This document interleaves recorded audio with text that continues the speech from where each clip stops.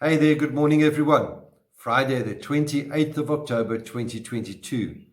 This morning's devotional is a reading from Philippians chapter 1, reading verse 9 through to verse 11, and I'll be using the Message version. It reads, "So this is my prayer, that your love will flourish, and that you will not only love much, but well. Learn to love appropriately. You need to use your head and test your feelings so that your love is sincere and intelligent, not sentimental gush.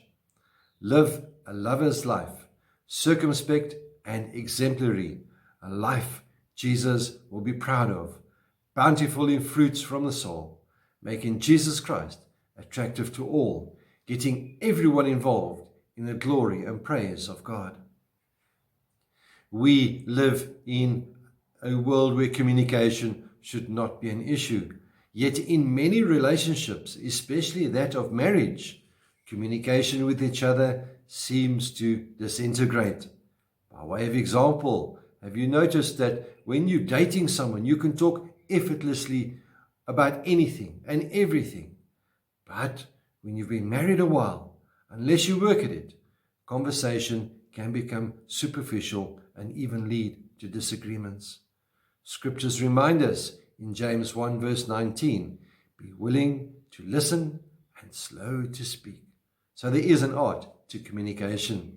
So as we enter this weekend, there are some principles that we could work on. And you don't only have to be in a marriage relationship to apply these to that relationship. So number one, look for opportunities to compliment one another. Not criticize, compliment. You may think your partner is wonderful, but they need to hear it from you, and frequently. It takes 12 compliments to neutralize the effect of one criticism. So when life beats your mate down, build them up. Number two, don't try to bring about change by nagging. Questions like, why can't you? Or why do you always? Can sound more like parenting than partnering. Tell your partner once, not 1,000 times, what's bothering you. And before you speak, ask yourself, would I say this to a very close and valued friend? If not, then rather zip it.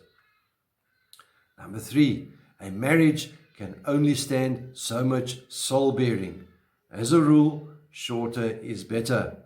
For example, honey, can we talk for a few minutes? Sounds and is way much better than the ominous "we need to talk" announcement. People can only stand so much soul bearing. Pressuring them just gets the wrong result. If your partner is unresponsive on an issue, discuss it with a trusted friend or a counselor. Then give your spouse the condensed, less emotional version.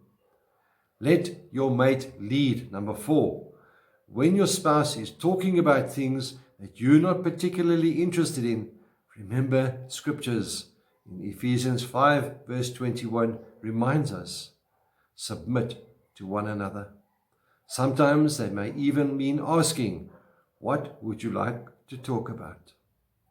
My dear friends, may we use this time this weekend as we seek to reconnect with our marriage partner and strengthen our relationship. Use these 4 principles each day, and the road will be a whole lot smoother. May the Lord be with you. May He bless you. May He cause His face to shine upon you and be with you always. Goodbye.